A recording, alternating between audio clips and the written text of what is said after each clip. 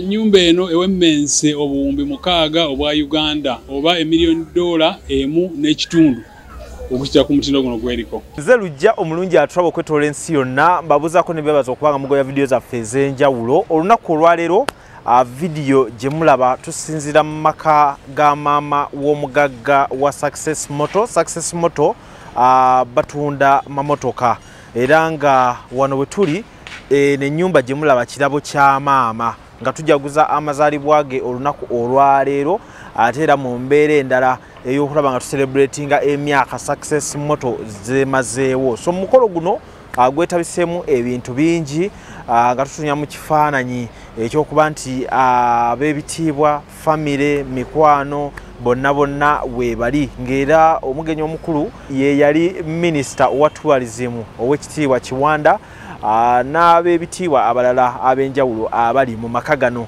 amatiribona agaweereddwa maama. So tukuyozayoza maama tukusabira ku mazaalibwa ge ag'olunaku olwaleero ate era netwebaza n'omugagga owa Success Motor okubeera nga maama amuvaliwinze mu byonna eby'omuwendo byakoleredde mu bulamu obwo obw'ensi ate tubadde bajulizi okumanya nti maama amuwadde ekirabo era maama abadde omu ku abo oba ku ebyo ebibadde bimuteganya okulaba nti ate amuwa ekirabo ekifaanako weekiti. So mu mbeera eyo tugenda kubanga for now tubalaga ku bifaananyi by'ennyumba eweereddwa maama naye nga tubasuubiza ng'enkola yaffe weeri nti tutandika na mikolo naye tumaliriza tufunye emboozi zaabo bekikwatako nga tubawa engeri gye bakozeemu ebintu ebinene ebifaananako weebiti. So mukyo suubira emboozi nga tulina omugagga owa Success Motor oba omutabani awadde maama ennyumba eno mu kaseera akatono ennyo era tujja kuba nga tubalambuza n'ebisinga ku bimugenda okuba nga mulaba nga tubalagako munda, we tubalagako ebweru, we tubalagako ku gadeni, we tubalagako ku makubo, byonna tugenda kubanga ate tubibalaga mu kaseera katono nnyo. Ekyenjawulo okutuuka wano osobola okuyita ku ttaka, that is ng'oyise mu makubo ag'enjawulo agasobola okutuusa wano. Ntegeddeko woyita empigi osobola okutema n'otutuukako, woyita ennakawuka osobola okututuukako, then abayita entebe musobola okujja ne muyita ku mazzi n'obeera ng'otuuka butereevu ku nnyumba.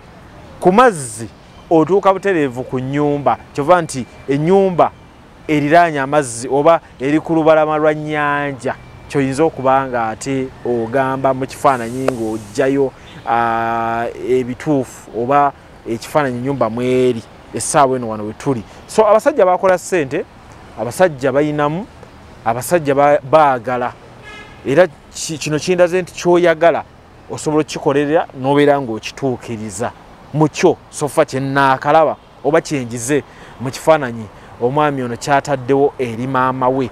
So naffe twongera okubeera nga ate twongerako mu mbeera y'okuba nga tutuusa obubaka eri abantu balabeko ku bikiffe bye tulabeeyo gye mutabeera. Y'enkola ya Capital Music lujja ne ttone kye tusinga okubeera nga tutegeera nti tujja kukola eby'enjawulo ebyo bye mmanyi nti Abannayuganda bangi mujja kubeerawo ng'ate mwagala okubeera nga mumanya oba oluusi n'okumanya engeri gy'osobola okuba ng'ogattako n'okulaga value ya ssente zo. Kale olw'enteekateeka y'omukolo nti mugazi munzikirize tubeere nga tubawa ebifaananyi byonna. Nnyumba ya kalina, nnyumba ya kitiibwa esobola okubeera ng'ate eyogerwako naddala oyo aba atuuse wano naawe ali mu kugiraba mu kifaananyi. Nze lujja ne ttone weetuli nnyo ku mukolo guno ogw'okusabira maama, ku mukolo guno ogw'okusabira aba Success Motor emyaka gye bamazeewo nga kuliko ab'ebitiibwa bangi. Tugenda kubanga byonna tubibawa nga mukyo n'amaloboozi okuva eri omugagga eri oyo awoomyemu omutwe mu nteekateeka eno tugafuna bulungi era Omunnayuganda agawulire amanye nti abantu bakola ssente zaabwe naye mukyo tebeerabira bantu baabwe. Olwaleero tucelebratinga obulamu bwa maama, olwaleero tucelebratinga amaka gano ge tumuzimbidde amapya, olwaleero tucelebratinga emyaka 8 gya Success Motor. It has been a wonderful thing for us. Maama wange avudde wala nnyo. I come from a humble background. Naye nga ndaba kyensobola omusasula kwe kumuzimbira ennyumba ennungi naye abeereko happy. Maama wange mwagala nnyo. Olunaku olwaleero lwa njawulo nnyo. Really, nze Yasin Katwere, Director of Success Motors and General Trading Company, ndi musuubuzi wa mmotoka mu Uganda wetwogerera number one ekyo ne government yakiwandiika era buli omu akimanyi. Success 001. Ebintu byonna bitandika butandisi naye kino njagala kibeere kyakulabirako eri bagagga bannange bangi nnyo. Mazima oba ofunyeemu ku nsimbi bakadde baffe babonaabona nnyo okutuzaala n'otukuza n'okutuweereranga ffe abamu abaasoma. Kale n'oba ofunye ssente engeri bw'obanga otandika okusasula olina tandikira ku ki? Ku bakadde. Ensonga lwaki maama nasalo ne ŋŋamba no, she deserves better. Era njagala kibeere kyakulabirako eri bagagga bannange bonna mu Kampala. Amayumba e Kampala tugazimbye mangi ne mu byalo gye tuva tujumbire tukole ebintu ebirungi bwe biti. Ebimu ku byenkola ebyenjawulo ennyo mu Success Motors ekisookera ddala amazima mu business kintu kikulu nnyo.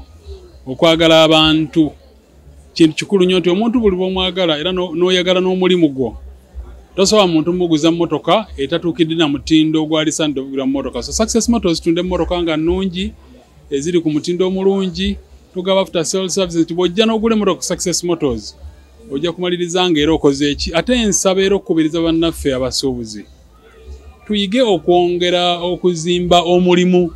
Nze natandika obusuubuzi bw'emmotoka emyaka 8 egiyise. Saagendayo okufuna nsimbi naye nagenda okuzimba ki? Kuzimba mulimu. That's why we've come this far. Nze kye nayiga nti oba okolagana n'omuntu yenna oba okolagana nabo beera wa mazima gye bali, babuulire by'onookola babule n'ebyotaasobole kukole.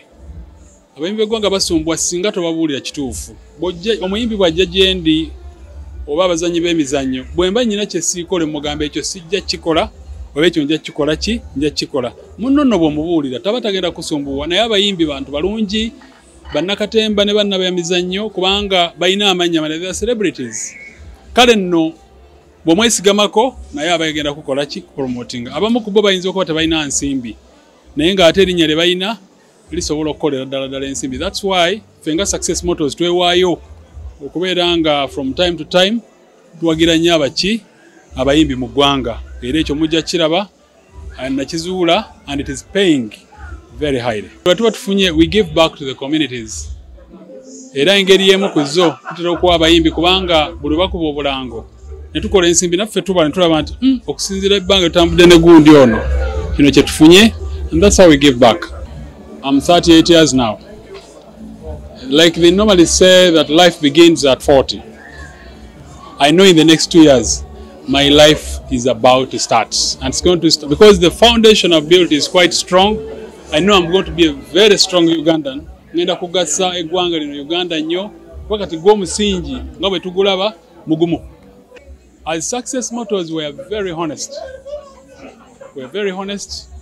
We're hardworking. We love people. I'm a very strong team builder. Building a team, currently Success Motors, we employ over 150 Ugandans abavubuka. So that has made Success Motors different. Mbanjulira aba AK Furniture abakugu mu kukola entebe mu buli design yonna gy'oyagala, ebitanda ne furniture yenna ow'omulembe ate nga muwangaazi. Kuba ku namba z'essimu zolaba wansi awo ku internet banonye ku AK Furniture oba basange e Mulago Kubiri opposite Shell ne ku workshop yawe esangibwa ku Sapolo Kaggwa Road mu Kampala. Kuba ku namba z'essimu zolaba wansi awo ku internet banonye ku AK Furniture oba basange e Mulago Kubiri opposite Shell ne ku workshop yawe esangibwa ku Sapolo Kaggwa Road mu Kampala. Peter Ali Moses, marketing manager wa Tete Business Solutions. We deal in printing, branding, and general supplies. Tukola signages, tukola corporate wear uniforms, n'ebintu bingi. Bino byonna bye mulaba mu dduuka. Zino samples. Buli kyolaba kyonna tulina stores. Tukola bintu bingi. N'abasinga bamanyi tukola printing and branding only. Naye tukola bingi, tulina departments ezirimu civil engineering, ezirimu installations, mechanical installations, n'ebirala.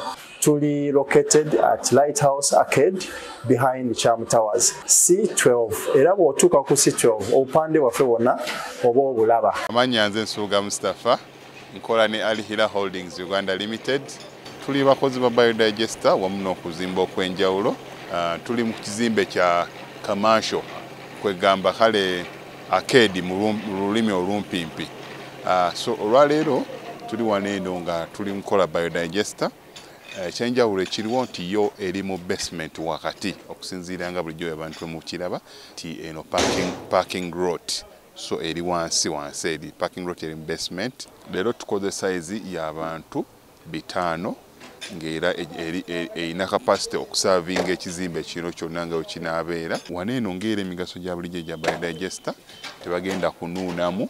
Atwetaaze ku namba z'essimu 07017669992 ne MTN 0789224230. Enamba ezo zonna kwe ziri ku WhatsApp. Abantu bafadde batulaba mu videos enkadde badde nga batumanyidde Kololo, Prince Charles Drive, naye kati twavaayo twala omukisa guno mbagambe nti nno twavaayo kati twadda ku Grand Imperial Hotel, room 28 first floor. So twavaayo. Enamba zaffe ez'essimu zonna zikyaliko nga bulijjo, just nti twakyusa location.